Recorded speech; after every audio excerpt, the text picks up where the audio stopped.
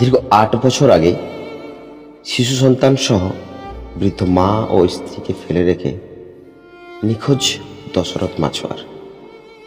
ঘটনাটি ঘটে পুরুলিয়া জেলার অন্তর্গত বান্দোয়ান থানার জঙ্গলমহল সংলগ্ন এলাকা ধাতকা গ্রামে। ৮টি বছর পেরিয়ে গেছে, কিন্তু আজও দশরথ বাবুর কোনো খোঁজ মেলেনি। এখন সেই শিশুদের বয়স কারো ৯ বছর, কারো ১১ বছর, আবার কারো ১৩ বছর। ৮ বছর তারা বাবার পথ চেয়ে বসে আছে। কবে আসবে বাবা? কবেই বা এসে আদর করে কোলে তুলে নেবে? দিন গুনছে তার স্ত্রী সরস্বতী মাছোয়ার। সেই চিন্তায় বৃদ্ধ মা কয়েক বছর আগেই প্রাণ হারিয়েছেন। বাড়িতে রোজগার করার মতন একমাত্র উনিই ছিলেন। দাদা কোথায় যাচ্ছিলেন কাজ করতে? চেন্নাই। কিভাবে খবর পেলেন যে উনি হারিয়ে গেছেন? এমনিতে গ্রামের লোক যাতে ছিল তাদের সাথে যাতে ছিল, ওরাই প্রচার করে দিয়েছে যে ও নাই, গাড়ির থেকে নেমে গিয়েছে।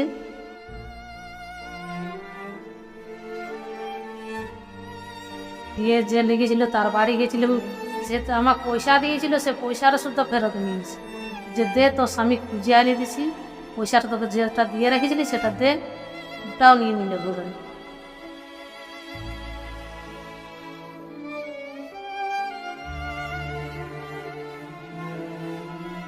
বাড়িতে ছেলে মেয়ে কটা? 3টা মেয়ে একটা ছেলে।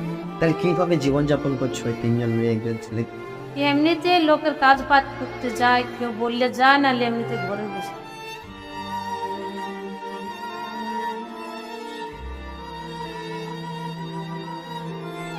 যেমন জোটে তেমন ছানাগুলো খাওয়ায়, বহুত কষ্ট হয়।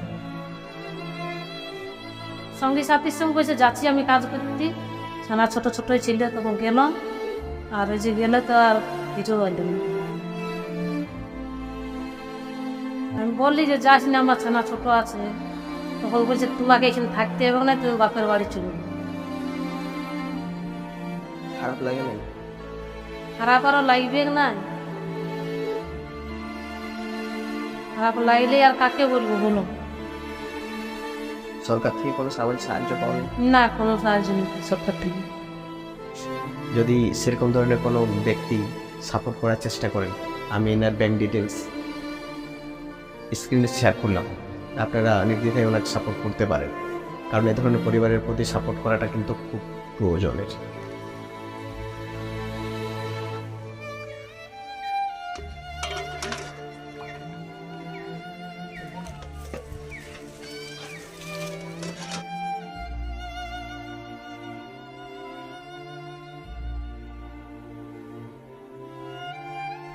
কোন ক্লাসে পড়ো? বাবার কিছু কথা মনে আছে? তোমার বয়স কত? 11। আমার বয়স যখন 3 বছর তখনই বাবা চলে গেছে। বাবার আদর ভালোবাসা কিছু মনে নেই? কেমন ছিল দেখতে? কিছুই মনে নেই? না, খারাপ লাগে নাই? লাগছি। কি নাম তোমার? কোন ক্লাসে পড়ো? বাবার কিছু কথা মনে আছে? আমি ছবি দেখাচ্ছি যে বাচ্চাটা কত ছোট ছিল, সেই অবস্থায় বাবা চলে গেছে। কি নাম তোমার? কোন ক্লাসে পড়ো? নাই পড়ো? কেন? ঘরের জয়েন্টে? ঘরের জয়েন্টে পড়ো না কেন? ঘরের জয়েন্টে কেন পড়ো না? মা একা আছে, আর কেউ নাই ঘরের বড়। তোমাকে যদি কেউ বলে যে আমি তোমার পড়াশোনার জন্য যাবতীয় ভাড়া আমি নেব, তো পড়াশোনা করবে? আমি পড়াশোনা করি ঘরে কেউ নেই। যে বয়সে বাচ্চারা সবাই স্কুলে যায়, সেই বয়সে তার ছেলে বলে ওঠে, আমি যদি স্কুলে যাই তাহলে পরিবার সামলাবে কি?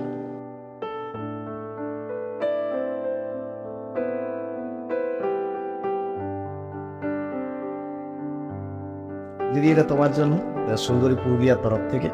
এটা তোমার জন্য, এটা তোমার জন্য। এটা তোমার জন্য। একটা টাকা ওইদিকে। তো যাই হোক, আমরা এই পরিবারের সামনে দাঁড়ানোর চেষ্টা করলাম। সুন্দরী পুরুলিয়া পরিবারের তরফ থেকে এই ধরনের একটা নতুন পর্ব শুরু করেছি, যে পর্বটাতে আমরা কিন্তু সেই সব ব্যক্তিদের পাশেই দাঁড়াবো যারা নিডি। দ্বিতীয়ত আপনারা যদি এইসব দুঃখী পরিবারের পাশে দাঁড়াতে চান, তাহলে আপনারাও আমাদের যে গুগল পে কিংবা ফোনপে নাম্বারে আপনাদের সাহায্যকৃত অর্থ পাঠাতে পারেন। সেই অর্থ কিন্তু আমরা তুলে দেব এইসব নিডি পরিবারদের হাতে। ধন্যবাদ সবাইকে, ভালো থাকবেন, নমস্কার।